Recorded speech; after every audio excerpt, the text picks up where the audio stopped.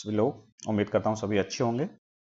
हम बात कर रहे थे ह्यूमन ज्योग्राफी का चैप्टर नंबर 2 क्लास 12 का विश्व जनसंख्या यानी वर्ल्ड पॉपुलेशन, जिसमें हम बात कर रहे थे वितरण, घनत्व और वृद्धि की, यानी कि डिस्ट्रीब्यूशन, डेंसिटी एंड ग्रोथ।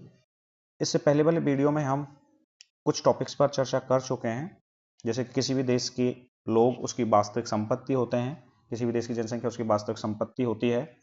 उसके बाद हमने बात की थी विश्व में जनसंख्या वितरण के प्रारूप देखे थे कि कहाँ पर कितनी जनसंख्या पाई जाती है।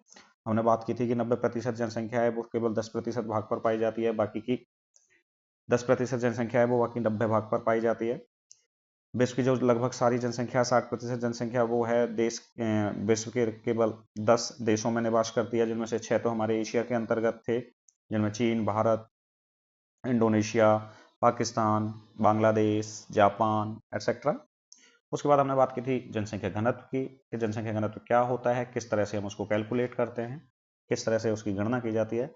फिर जनसंख्या वितरण को प्रभावित करने वाले कारक देखे थे, जिनमें हमने भौतिक कारक देखे, भौगोलिक कारक देखे थे, फिर हमने देखे थे आर्थिक कारक, और फिर देखे थे सामाजिक एवं सांस्कृतिक कारक।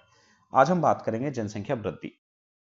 तो जनसंख्या वृद्धि क्या है, जनसंख्या वृद्धि से क्या अभिप्राय है? तो जनसंख्या वृद्धि का मतलब होता है कि यदि किसी क्षेत्र की में लोगों की संख्या बढ़ रही है। अच्छा, लोगों की संख्या कब बढ़ेगी और लोगों की संख्या कब घटेगी? तो जनसंख्या वृद्धि का मतलब है किसी क्षेत्र विशेष में लोगों की संख्या कब घटना या बढ़ना। अब लोगों की संख्या घटना या बढ़ती है तो कब बढ़ेगी कब घटेगी, ये डिपेंड करता है जन्म और मृत्यु पर। यदि किसी देश क्षेत्र की जनसंख्या में परिवर्तन आ रहा है, अर्थात उसकी जन्म दर ज्यादा है, मृत्यु दर कम है, तो जनसंख्या में वृद्धि होगी और वो धनात्मक वृद्धि होगी।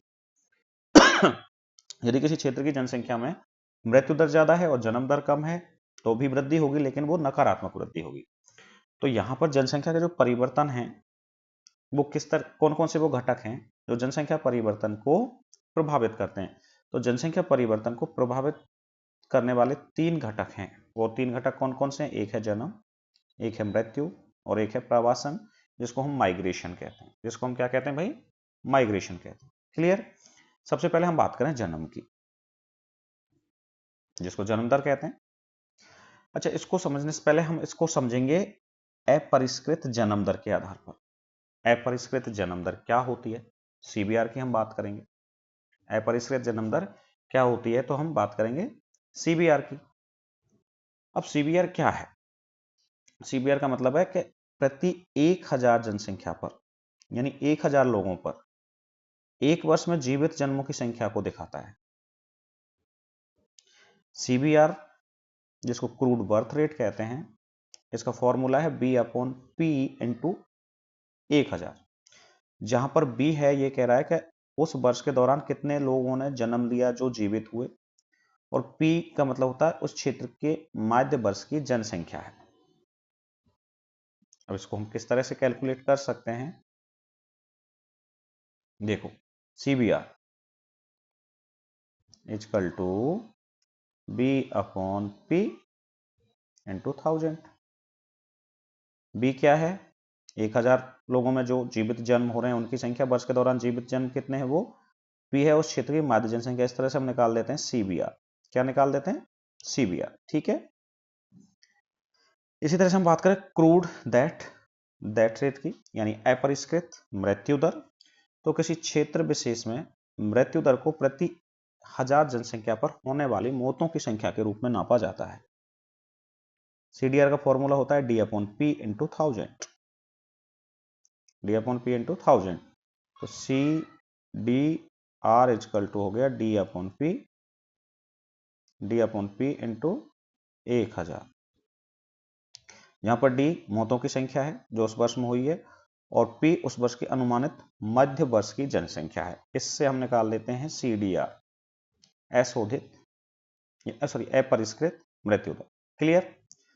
मृत्यु दर किसी क्षेत्र की जनसंख्या की संरचना, सामाजिक उन्नति और आर्थिक विकास से प्रभावित होती है।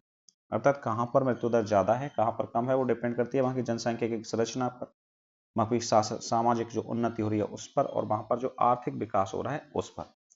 तो ये हमने अभी बात की जनसंख्या परिवर्तन को प्रभावित करने वाले कारकों। ठीक है। अब जनसंख्या की जो वृद्धि होती है उसकी हम बात करें तो लगभग हम बात करें 1991 में जो भारत जनसंख्या थी वो लगभग 84.6 करोड़ थी, और यही जनसंख्या 2001 में 102.70 करोड़ के बीच में आ गई है। देखो, जनसंख्या वृद्धि की हम बात कर रहे हैं, तो हमने अभी बात की कि हमारी 1991 में जो हमारी जनसंख्या थी वो थी 84.6 करोड़। अब हम बात करें 2001 की, 2001 में ये हो गई है 102.70 करोड़। अब 1991 से 2001 यानी कितने वर्ष हो गए? 10 वर्ष। कितने हो गए? 10 वर्ष हुए। अब 10 वर्ष में जो हमारी जनसंख्या है वो 84 करोड़ से 102 करोड़ हो गई है। 84 करोड़ से कितनी हो गई है? 102 करोड़ हो गई है। तो अप्रोक्सीमेट अगर हम माने तो हमारी जो जनसंख्या की जो वृद्धि हुई है वो कितनी हो गई? तो लगभग 18 करोड़ की वृद्धि हो गई है। तो ये कहलाती है कि जनसंख्या वृद्धि, कि किसी एक नियत समय अंतराल के दौरान जनसंख्या का घटना या बढ़ना। अगर हम इस जनसंख्या को प्रतिशत के रूप में व्यक्त कर दें तो इसको हम कहते हैं जनसंख्या की वृद्धि दर। अब जनसंख्या में जो वृद्धि होती है वो दो तरह से हो सकती है, यानी किस तरह से हम निकाल सकते हैं। तो एक तो होती है प्राकृतिक वृद्धि, एक होती है वास्तविक वृद्धि, धनात्मक वृद्धि, ऋणात्मक वृद्धि। इस तरह से हम जनसंख्या वृद्धि की बात करें तो जनसंख्या की वृद्धि दर तो जब हम प्रतिशत के रूप में निकाल देंगे, अभी आपको मैंने बताया कि हमारी 10 वर्षों में जनसंख्या कितनी बढ़ी है? 18 करोड़। ये तो जनसंख्या वृद्धि होगी। अगर इसी को हम प्रतिशत के रूप में व्यक्त कर देंगे तो वृद्धि दर कहलाएगी। एक होता है जनसंख्या की प्राकृतिक वृद्धि। जनसंख्या की प्राकृतिक वृद्धि का मतलब होता है कि जो दो समय अंतराल होते हैं उनमें जन्म और मृत्यु के बीच में जो अंतर होता है वो क्या कहलाती है? प्राकृतिक वृद्धि कहलाती है। क्या कहलाती है? प्राकृतिक वृद्धि। देखो, नेचुरल ग्रोथ हम बात कर रहे हैं प्राकृतिक वृद्धि की। अभी तो हमने बात की थी जनसंख्या वृद्धि यानी दो समय अंतरालों के बीच में होने वाली वृद्धि क्या कहलाती है? जनसंख्या वृद्धि। और अगर ये उसको प्रतिशत के रूप में निकाल दें तो वृद्धि दर। अब प्राकृतिक वृद्धि की हम बात करें तो जितने हमारे जन्म हुए उनमें से हम अगर मृत्यु को घटा दें, जितने हमारे जन्म हुए उसमें से अगर हम मृत्यु को घटा दें तो क्या आ जाएगी? प्राकृतिक वृद्धि आ जाती है। क्या आ जाती है? प्राकृतिक वृद्धि आ जाती है। क्लियर? फिर हम बात करें जनसंख्या की वास्तविक वृद्धि की। क्या जनसंख्या की जो वास्तविक वृद्धि है वो कैसे निकलती है? ये तो हमने प्राकृतिक वृद्धि निकल गई। अब वास्तविक वृद्धि की हम बात करें तो वास्तविक वृद्धि क्या होती है जनसंख्या की? देखो, जनसंख्या की वास्तविक वृद्धि में यदि हम प्रवास और उत्प्रवास को और जोड़ दें तो वो वास्तविक वृद्धि आ जाती है, अर्थात जन्म तो है ही माइनस मृत्यु। अब ये तो हमारी क्या हो गई है? प्राकृतिक वृद्धि हो गई है। क्या हो गई है? प्राकृतिक वृद्धि हो गई है। अगर इसमें हम किसको जोड़ दें? अप्रवास को में से उत्प्रवास को घटा दें। किसको घटा दें? उत्प्रवास को घटा दें तो ये हमारी क्या कहलाएगी? वास्तविक वृद्धि हो जाएगी। क्या हो जाएगी भाई? वास्तविक वृद्धि। क्लियर? प्राकृतिक वृद्धि का मतलब है जन्म से मृत्यु घटा दी तो वो प्राकृतिक वृद्धि होगी। और इसके साथ हम अप्रवास और उत्प्रवास को और जोड़ दें, यानी अप्रवास में से उत्प्रवास को घटाकर इसके साथ हम जोड़ दें तो वो वास्तविक वृद्धि आ जाएगी। समझ आई बात? फिर हम बात करें कि जनसंख्या में दोनों तरह की वृद्धि होती है, कि कब तो ये पॉजिटिव हो जाती है वृद्धि और कब ये नेगेटिव होती है, यानी कब तो ये धनात्मक होगी और कब ये ऋणात्मक होती है। तो बात करें हम धनात्मक वृद्धि की। धनात्मक वृद्धि में क्या होगा? जन्म दर ज्यादा होगी मृत्यु दर से, तो वृद्धि कैसे कहलाएगी? धनात्मक वृद्धि। क्या कहलाएगी? धनात्मक वृद्धि होगी। जब मृत्यु दर या मृत्यु ज्यादा होगी किससे? जन्म दर से, तो वृद्धि ऋणात्मक होगी। अब दोनों को समझो, ऋणात्मक का मतलब क्या है और धनात्मक का मतलब क्या है। देखो, धनात्मक में जनसंख्या बढ़ती है और ऋणात्मक में जो हमारी जनसंख्या है वो क्या होती है? कम होती है। क्लियर? तो ये थी जनसंख्या वृद्धि के बारे में बात। जनसंख्या वृद्धि की हमने अच्छे से समझा क्या होती है, कि जनसंख्या वृद्धि क्या है, जनसंख्या वृद्धि दर क्या है, प्राकृतिक वृद्धि क्या होती है, वास्तविक वृद्धि क्या होती है, धनात्मक वृद्धि क्या होती है, ऋणात्मक वृद्धि क्या होती है। उसके बाद हमने बात की जनसंख्या परिवर्तन के घटकों की, जिसमें सीबीआर की हमने बात कर चुके हैं, सीडीआर की बात कर चुके हैं। इसके अलावा एक और फैक्टर है जो किसको प्रभावित करता है, जनसंख्या परिवर्तन को, जन्म और मृत्यु के अलावा एक प्रवासन भी होता है जिसको हम माइग्रेशन कहते हैं। क्या कहते हैं? माइग्रेशन। ये भी इंपैक्ट डालता है, ये भी प्रभावित करता है जनसंख्या परिवर्तन को। तो अब सीबीआर की हम बात कर चुके, सीडीआर की बात कर चुके, अब हम बात करेंगे माइग्रेशन की। किसकी बात करेंगे? माइग्रेशन की। प्रवासन, जिसको माइग्रेशन कहते हैं, जनसंख्या वृद्धि को प्रभावित करने वाला एक फैक्टर है। तो जनसंख्या केवल जन्म और मृत्यु दर के माध्यम से ही नहीं, बल्कि किसके? प्रवास के माध्यम से भी बदलती है। प्रवास के माध्यम से भी बदलती है। प्रवास में दो चीजें हैं, एक है उद्गम स्थान और एक है गंतव्य स्थान। प्रवासन से उद्गम स्थान से गंतव्य स्थान की ओर जाना शामिल होता है, जिसके परिणाम स्वरूप पहले जनसंख्या में कमी आती है, उसके बाद जनसंख्या में वृद्धि हो जाती है। क्लियर? प्रवासन के प्रकारों की हम बात करें तो प्रवासन का प्रकार होता है अस्थायी होता है, स्थायी हो सकता है, मौसमी हो सकता है, गांव से गांव हो सकता है, गांव से शहर हो सकता है, शहर से शहर हो सकता है, शहर से गांव हो सकता है। क्लियर? अप्रवासन और प्रवासन की बात करें तो अप्रवासन एक नए स्थान पर चले जाते हैं, जबकि प्रवासी हैं वो बाहर चले जाते हैं। जबकि प्रवासी हैं वो बाहर चले जाते हैं। अप्रवास का मतलब है कि प्रवासी जो किसी नए स्थान पर जाते हैं वो अप्रवासी कहलाते हैं। उत्प्रवास का मतलब है प्रवासी जो एक स्थान से बाहर चले जाते हैं वो उत्प्रवासी कहलाते हैं। और वन बाई वन इनको हम लेते हैं। सबसे पहले बात करें उद्गम स्थान। किसकी बात करें हम? उद्गम स्थान की। उद्गम स्थान की बात करें तो सब कुछ करो, ये एक हमारा कोई गांव है या कोई भी जगह है ए, और एक दूसरी जगह है बी। अब ए में ना तो रोजगार की सुविधा अच्छी है, खाने कमाने के साधन नहीं है, बेसिक नीड्स की जिनकी जरूरत होती है हमें वो नहीं है। जबकि बी शहर में पूरी तरह से खाने कमाने के अच्छे साधन हैं, यहाँ पर अच्छी एजुकेशन है, अच्छी मेडिकल हेल्थ फैसिलिटी है, यहाँ पर अच्छा सैनिटेशन का सारा चीज है। तो हम क्या करेंगे, यहाँ से ए से मूव करेंगे बी की ओर, ए से मूव करेंगे बी की ओर। तो ए क्या हो गया? उद्गम स्थान। ए क्या है अब? उद्गम स्थान। और बी क्या हो गया हमारा? गंतव्य स्थान। ठीक है, बी क्या हो गया? गंतव्य स्थान हो गया। ये इस बात समझ में आई कि कौन सा उद्गम स्थान है, अर्थात जिस जगह से हम जा रहे हैं, कहां से जा रहे हैं हम? ए से, तो ये हमारा उद्गम स्थान हो। कहां जा रहे हैं? बी की, तो ये हमारा गंतव्य स्थान हो। ये हमारा क्या हो गया? गंतव्य स्थान। क्लियर? अब ये कहता है कि जब पहले तो यहां जनसंख्या घटती है और बाद में जनसंख्या बढ़ती है, ये ए और ये बी। अब हम ए से बी की ओर जा रहे हैं, तो ए हमारा उद्गम स्थान हो गया, बी गंतव्य स्थान हो गया। सपोज करो ए से 10 लोग मूव करते हैं। कितने लोग हैं भाई? 10 लोग जाते हैं और वो शहर की तरफ जाते हैं, बी की तरफ जाते हैं यहाँ पर। अब यहाँ पर इनको रोजगार के साधन मिल जाते हैं, अच्छा पैसा कमाते हैं और वो पैसे को अपने वापस घर वालों को भेज देते हैं। क्लियर? अब यहाँ से 10 लोग गए तो यहाँ की जो जनसंख्या थी ए की, सपोज करो 100 जनसंख्या थी, तो इसमें से 10 लोग चले गए, तो अब यहाँ पर कितने बचेंगे? 90 लोग। बी जगह की जो जनसंख्या 100 थी, अब यहाँ पर 10 लोग और आ गए, तो यहाँ की जनसंख्या हो गई 110। तो देखो पहले तो जनसंख्या ए की घटी है, बी की बढ़ी है। अब जब ये लोग यहाँ पर आ गए बी में 10 लोग, तो ये अच्छा अपना काम कर रहे हैं, इनको रोजगार मिल गया। फिर इनकी क्या होगी? शादी हो जाएगी। शादी होने के बाद बच्चे होंगे। अब शादी होने के बाद बीवी बच्चे कहाँ रहेंगे? ए जगह पर। तो अब यहाँ की जनसंख्या बढ़ेगी। ये 10 लोग थे, 10 लोगों की शादी हुई, इनके 2-2 बच्चे हो गए, तो कितने लोग बढ़ गए? 30। अब 90 प्लस 30 करेंगे तो कितना हो गया? 120। जबकि यहां पर कितनी रह रही है? 110 ही रह रही है।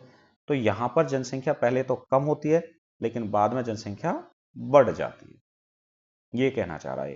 अर्थात पहले उद्गम स्थान की जनसंख्या कम होती है और बाद में उद्गम स्थान की जनसंख्या बढ़ जाती है, और गंतव्य स्थान की संख्या तो बढ़ती है। क्लियर? प्रवास के प्रकार की बात करें, अर्थात एक व्यक्ति जो बिंदु ए से जा रहा है और बिंदु बी तक जा रहा है, बिंदु ए से गया और बिंदु बी तक गया, बिंदु ए से बिंदु बी तक गया, तो ये कितने प्रकार के हो सकते हैं? देखो, प्रवास स्थायी हो सकता है, जब कोई व्यक्ति परमानेंटली शिफ्ट हो जाता है तो स्थायी। अस्थायी, जब व्यक्ति किसी नौकरी के लिए या किसी काम धंधे के लिए कुछ समय के लिए एक जगह से दूसरी जगह जाता है। मौसमी हो सकता है, अर्थात फसल का जब अच्छी फसल होती है, बारिश होती है, तो लोग शहर से गांव की ओर चले जाते हैं। जब वहाँ फसल का मौसम समाप्त हो जाता है तो लोग गांव से शहर की ओर आ जाते हैं। तो ये मौसमी हो गया। अभी जो प्रवास है ये एक गांव से दूसरे गांव में हो सकता है, एक गांव से दूसरे शहर में हो सकता है, एक शहर से दूसरे शहर में हो सकता है, एक शहर से वापस गांवों की ओर भी प्रवासन हमें देखने को मिलता है। ये वाला जो प्रवासन है हमें कोविड के टाइम पर देखने को मिला था। अर्थात लोग दिल्ली जैसे शहरों को छोड़कर वापस अपने कहाँ जाने लगे थे, गांव की तरफ।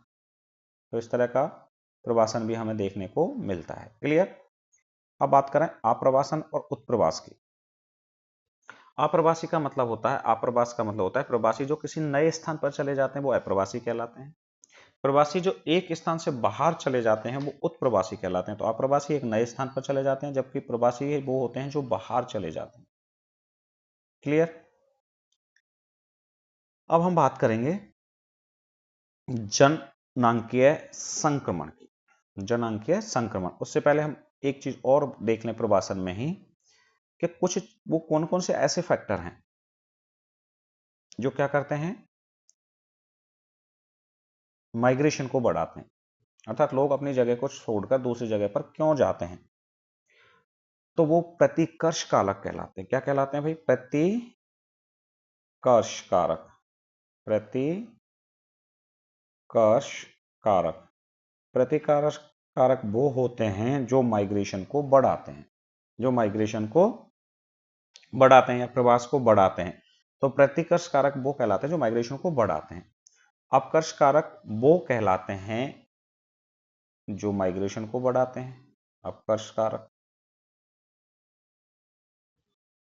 अपकर्ष कारक वो हैं जो लोगों को अपनी तरफ अट्रैक्ट करते हैं, अपनी तरफ अट्रैक्ट करते हैं। अर्थात काम के यहाँ बेहतर अवसर होते हैं, हमारे पास रहने सहने की अच्छी सुविधाएं होती हैं, जीवन हमारा शांत रहता है, संपत्ति की सुरक्षा रहती है, अनुकूल जहाँ जलवायु होती है, तो वो अपकर्ष कारक कहलाते हैं। प्रतिकर्ष कारक जहाँ पर बेरोजगारी बहुत ज्यादा है, रहने करने की निम्न दशाएं होती हैं, जहाँ पर राजनयिक उपद्रव कहलाते हैं, तो प्रतिकर्ष कारक हैं, ये लोगों को उस जगह को छोड़ने के लिए मजबूर करते हैं।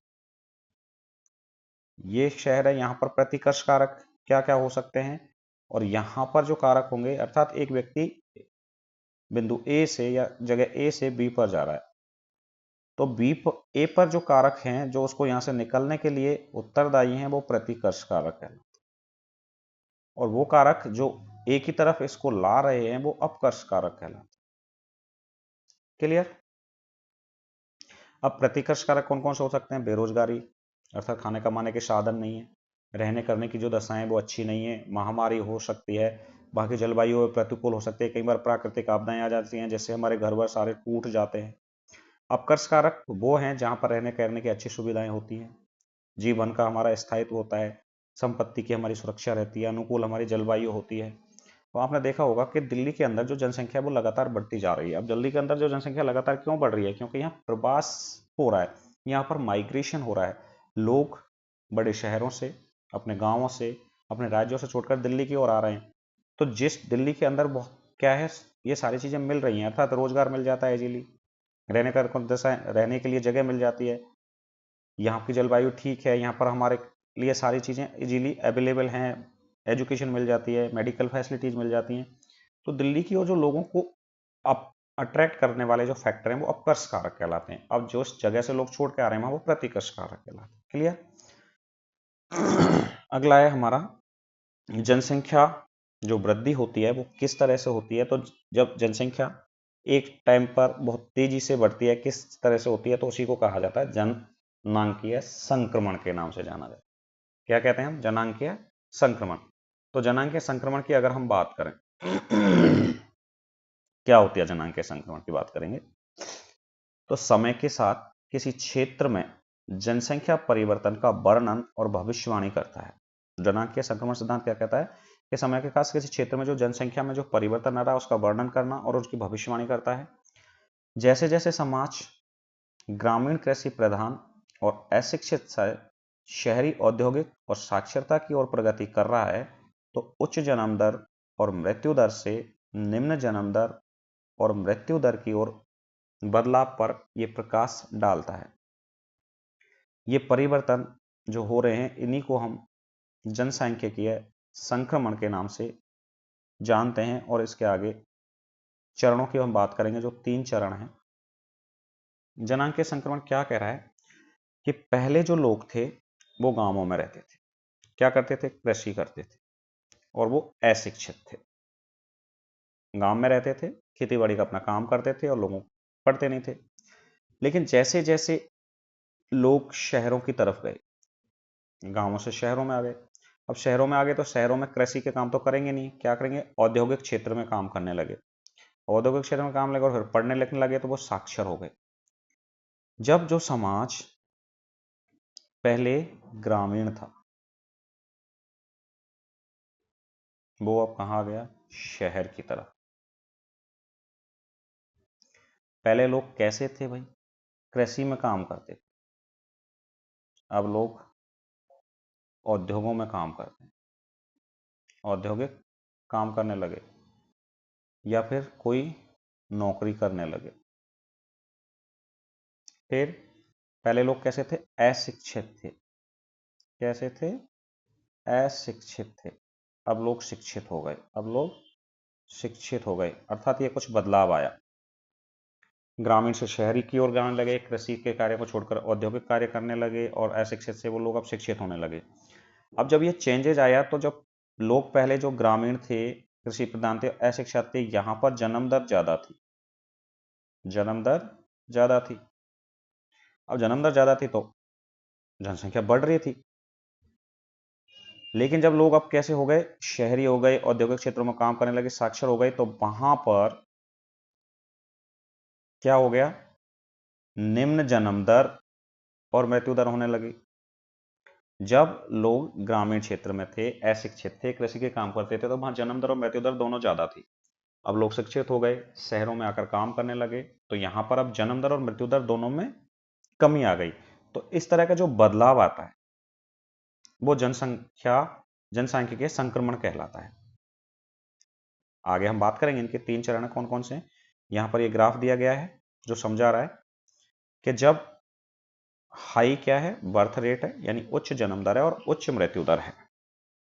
ये वाली जो स्टेज दिखा रही है ये आपकी, ये दिखा रही है कि उच्च तो जन्म दर है और उच्च मृत्यु दर है। अर्थात यहाँ पर जनसंख्या कैसी है, ग्रामीण है, कृषि प्रधान और अशिक्षित है। यहाँ पर दोनों ही चीज ज्यादा है। दोनों चीज से मतलब जन्म दर भी ज्यादा है और मृत्यु दर भी ज्यादा है। जन्म दर भी ज्यादा है और मृत्यु दर भी ज्यादा। देखो ये वाला जो क्षेत्र है यहाँ पर जन्म दर भी ज्यादा है और मृत्यु दर भी ज्यादा है। ये जनसंख्या के संक्रमण की पहली अवस्था है। दूसरी अवस्था, अब लोग शहरों की तरफ चले गए, शहरी हो गए, उद्योगों में काम करने लगे और लोग अब साक्षर हो गए। तो क्या हुआ, जो जन्म दर है वो धीरे धीरे कम होने लगी है। जन्म दर है वो धीरे धीरे कम होने लगी है। जब जन्म दर धीरे धीरे कम होने लगी है तो धीरे धीरे मृत्यु दर भी धीरे धीरे कम होने लगी। तो ये इसकी दूसरी अवस्था हो गई जनसांख्यिकीय संक्रमण की। अब यहां पर ये वृद्धि शो कर रही है जनसंख्या की दूसरी अवस्था में। आगे के स्लाइड में हम बात करते हैं इसके बारे में। देखो क्या कह रहा है ये कह रहा है कि लोग ग्रामीण, खेतीहर एवं अशिक्षित जनसंख्या थी, जिसके कारण जनसंख्या में पिछड़ापन था और इसके कारण उच्च जन्म दर थी और उच्च मृत्यु दर थी। फिर जनसांख्यिकीय संक्रमण आया। जनसांख्यिकीय संक्रमण कब आया, लोग शहरों से नगरों की तरफ आ गए, खेतीहर से औद्योगिक हो गए और अशिक्षित से साक्षर हो गए। अर्थात पहले जो पिछड़ापन था वो धीरे धीरे विकसित रूप में आ गया, और जैसे ही हम विकसित हुए तो हमारी जो उच्च जन्म दर और उच्च मृत्यु दर थी वो निम्न जन्म दर और निम्न मृत्यु दर में बदल जाती है। इसी को कहते हैं जनसांख्यिकीय संक्रमण। क्लियर। अब बात करें जनसांख्यिकीय संक्रमण सिद्धांत के 3 चरणीय मॉडल जो दिए रखे हैं वो कौन से हैं। 3 चरण हैं इसके, कौन कौन से हैं बात करें। नंबर 1, ग्रामीण कृषक, अर्थात लोग गांवों में रहते हैं और खेती के काम करते हैं। तो क्या होता है, महामारी और भोजन की कमी से होने वाली मौतों की भरपाई के कारण उच्च प्रजनन क्षमता और उच्च मृत्यु दर है। अर्थात कभी कोई भी महामारी आ जाती है, कभी कोई भी महामारी आ जाती है, भोजन की कमी हो जाती है, अकाल पड़ जाता है, बारिश नहीं होती है, बाढ़ आ जाती है, उसके कारण भोजन की कमी हो गई, तो उसके कारण क्या होगा, मृत्यु दर बढ़ेगी। अब मृत्यु दर बढ़ेगी यानी मौतों की संख्या होगी, तो उसकी भरपाई के कारण अर्थात जितनी मृत्यु दर ज्यादा बढ़ रही है तो वहां पर उसकी भरपाई करने के लिए क्या होता है, उच्च प्रजनन क्षमता पर बल दिया जाता है। अर्थात जितने ज्यादा जन्म, उच्च हाई बर्थ रेट है तो हाई डेथ रेट है, तो उच्च मृत्यु दर है और उच्च। अच्छा, इसको ऐसे समझो, जैसे पहले की हम बात करें, हमारे दादा दादी या उनसे हम बात करें, तो हमारी जो पॉपुलेशन रहती थी, बच्चे जो होते थे 7-8 बच्चे होते थे, लेकिन अब हम गांवों से शहर की तरफ आ गए तो हम सबसे 1 या 2 बच्चों पर ही फोकस करते हैं। अब पहले हम 7-8 बच्चे क्यों होते थे, क्योंकि जब किसी के 8 बच्चे पैदा हो रहे थे उनमें से लगभग 4 तो मर जाते थे, तो उच्च मृत्यु दर, उच्च जन्म दर थी। फिर दूसरा है धीमी जनसंख्या वृद्धि, मुख्य रूप से कृषि में लगी हुई है, जहां बड़े परिवार होते हैं उनके फायदेमंद होते हैं। यहाँ पर जो जीवन की प्रत्याशा है वो कम है, साक्षरता की दर है वो भी कम है, और सीमित प्रौद्योगिकी का उपयोग किया गया है पहले चरण में। 3 चीजें, जनसंख्या, धीमी जनसंख्या वृद्धि दर थी क्योंकि हाई मृत्यु दर थी और हाई जन्म दर थी। जब हाई जन्म दर थी तो हाई मृत्यु दर थी, जिसके कारण जनसंख्या में वृद्धि हुई है वो धीमी हुई है, जीवन प्रत्याशा कम थी। ये तो था इसका पहला चरण। दूसरे चरण की हम बात करें तो प्रारंभ में प्रजनन क्षमता अधिक रहती है लेकिन धीरे धीरे वो कम होती है। स्वच्छता और स्वास्थ्य की देखभाल में सुधार के कारण मृत्यु दर में भी कमी आ जाती है। अर्थात स्टार्टिंग में प्रजनन क्षमता ज्यादा थी, अब प्रजनन क्षमता धीरे धीरे कम होने लगी। क्यों कम होने लगी? क्योंकि स्वच्छता और स्वास्थ्य की देखभाल के कारण जो मृत्यु दर है वो घट गई, तो फिर प्रजनन क्षमता भी घट जाती है। उच्च जन्म दर और घटती मृत्यु दर के बीच में एक अंतर आता है। क्या कह रहा है ये? कि जन्म दर तो उच्च ही है और मृत्यु दर में कमी आ रही है, इसके कारण क्या आता है, एक अंतर आ जाता है, जिसके परिणाम स्वरूप जनसंख्या में तेजी से वृद्धि होती है। कहां पर है देखो, समझाते हैं इसको। देखो, यहां की हम बात करें तो जन्म दर तो है उच्च और मृत्यु दर आ जाती है कम, जिसके कारण जनसंख्या वृद्धि हो जाती है, अर्थात जन्म दर ऐसा नहीं है ज्यादा है, जन्म दर धीरे धीरे कम हो रही है, लेकिन मृत्यु दर उससे और भी तेजी से कम हो गई, तो यहां पर जनसंख्या में वृद्धि आ जाती है। इसी चीज को इन्होंने यहां समझाया है। दूसरे चरण में क्या कह रहा है कि उच्च जन्म दर और घटती मृत्यु दर के बीच में एक अंतर आता है, जिसके परिणाम स्वरूप जनसंख्या में बहुत तेजी से वृद्धि हमें देखने को मिलती है। क्लियर? तीसरे चरण की बात करें, तीसरा चरण, तीसरे चरण की अगर हम बात करेंगे तो तीसरा चरण होता था शहरी और औद्योगिकी। प्रजनन और मृत्यु दर दोनों में गिरावट आती है, जनसंख्या स्त्रीकरण हो जाता है या धीमी हो जाती है, लोग अब पूरे साक्षर हो जाते हैं, उन्नत तकनीकी का विकास हो जाता है, जानबूझकर परिवार के आकार पर नियंत्रण करना चाहने लग जाते हैं, नियंत्रण वाला शहरीकृत समाज हो जाता है। अर्थात अब हम देखने को मिल ही रहा है कि अब हम जनसंख्या पर पूरी तरह से अंकुश लगाना चाहते हैं, हम मैक्सिमम 2 या 1 बच्चे ही पैदा करना पसंद करते हैं। क्लियर? तो ये था हमारा जनांकीय संक्रमण का 3 चरणीय मॉडल। अब हम बात करेंगे जनसंख्या नियंत्रण के उपाय के, जनसंख्या को किस किस तरह से हम नियंत्रित कर सकते हैं। तो जनसंख्या नियंत्रण के उपाय की बात करें तो बच्चों के जन्मों में अंतर रखना या उन्हें रोकना ही क्या कहलाता है, परिवार नियोजन है। जनसंख्या वृद्धि को सीमित करने और महिलाओं के स्वास्थ्य में सुधार लाना भी एक महत्वपूर्ण कारक होता है।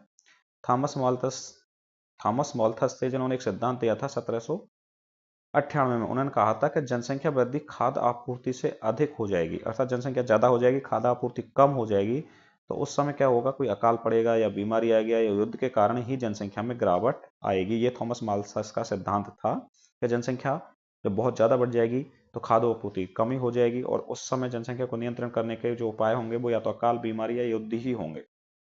इन्होंने इस बात पर जोर दिया कि जनसंख्या वृद्धि को नियंत्रित करने के लिए निवारक जांच जैसे परिवार नियोजन, शारीरिक जांच जैसे अकाल और बीमारी से बेहतर हैं। सतत संसाधन प्रबंधन के लिए तीव्र जनसंख्या वृद्धि को संबोधित करना महत्वपूर्ण है। हमारे संसाधनों की स्थिरता के लिए दुनिया को तेजी से बढ़ती जनसंख्या पर नियंत्रण रखना होगा। ये कुछ बात की थी जनसंख्या नियंत्रण के उपायों में, और थॉमस माल्थस का एक सिद्धांत है जो कहता है कि जब खाद्य आपूर्ति में गिरावट आएगी और जनसंख्या ज्यादा हो जाएगी, खाद्य आपूर्ति कम होगी, तो उस समय अकाल, बीमारी या युद्ध के कारण ही जनसंख्या में गिरावट आएगी। तो ये जनसंख्या नियंत्रण के उपाय थे। तो ये हमने बात की थी चैप्टर नंबर 2 की, वर्ल्ड पॉपुलेशन डेंसिटी और ग्रोथ के बारे में। अब जनसंख्या भूगोल में कुछ बुनियादी अवधारणाओं की बात करने के, कब जनसंख्या कितनी हुई, कब जनसंख्या कम हुई, कब जनसंख्या बढ़ी, उनके बारे में कुछ बातें हैं जो हम यहाँ पर कर लेते हैं कि जनसंख्या को किस तरह से टाइम लगा था। तो जनसंख्या भूगोल में बुनियादी अवधारणाएं, सबसे पहले हम बात करें जनसंख्या वृद्धि की। जिनकी हम बात पहले कर चुके हैं, समय में दो विशिष्ट बिंदुओं के बीच की जनसंख्या में परिवर्तन, जैसे उदाहरण के लिए भारत की जनसंख्या 2001 में 102.70 करोड़ है और 2011 की जनसंख्या 121.02 करोड़ है। तो घटाने पर जो वास्तविक वृद्धि आ रही है वो हमारी कितनी आ रही है? 18.15 करोड़ की वृद्धि प्राप्त होती है। तो ये है जनसंख्या वृद्धि।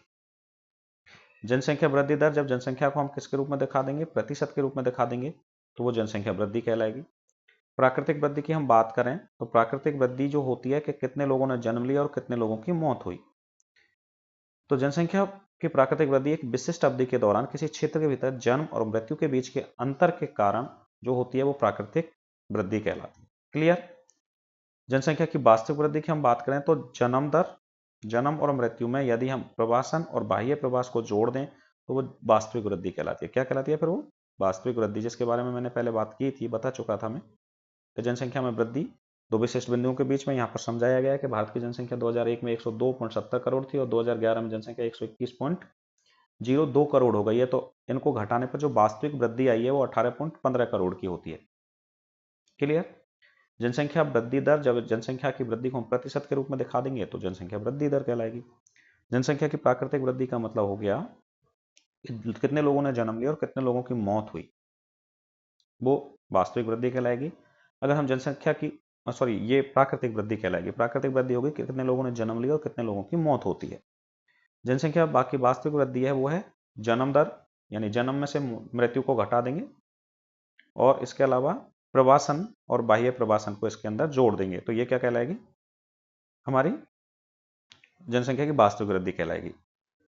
आगे हम बात करें कि जनसंख्या में दो इंपैक्ट हैं, नकारात्मक वृद्धि और सकारात्मक वृद्धि। सकारात्मक यानी पॉजिटिव वृद्धि, नकारात्मक यानी नेगेटिव वृद्धि। सकारात्मक वृद्धि जब होती है जब जन्म दर दो समय बिंदुओं के बीच मृत्यु दर से ज्यादा होती है, या अब अन्य देशों से स्थायी प्रवासन से जनसंख्या भी बढ़ जाती है। नकारात्मक वृद्धि जब होती है जब जन्म दर और मृत्यु दर जन्म दर के मृत्यु दर से नीचे गिरने पर या अन्य देशों से महत्वपूर्ण प्रवासन के कारण जब दो बिंदुओं के बीच में की जनसंख्या होती है वो घट जाती है, तो ये कहलाती है नेगेटिव। क्या कहना चाह रहा है सकारात्मक में? कि जन्म दर ज्यादा है, मृत्यु दर कम है, यानी जन्म ज्यादा ले रहे हैं, मृत्यु कम हो रही है, तो वो सकारात्मक वृद्धि कहलाती है। ठीक है? या अन्य देशों से स्थायी प्रवासन के कारण, यानी कुछ लोग ए से बी की ओर गए थे लेकिन बी से वापस ए की ओर आ जाते हैं परमानेंटली, तो ये माइग्रेशन के कारण भी हो जाता है। क्लियर? दूसरा नकारात्मक वृद्धि, जब जन्म दर यानी जन्म कम है और मृत्यु ज्यादा है, तो वृद्धि कैसी होगी? नकारात्मक, जनसंख्या घटेगी। क्लियर?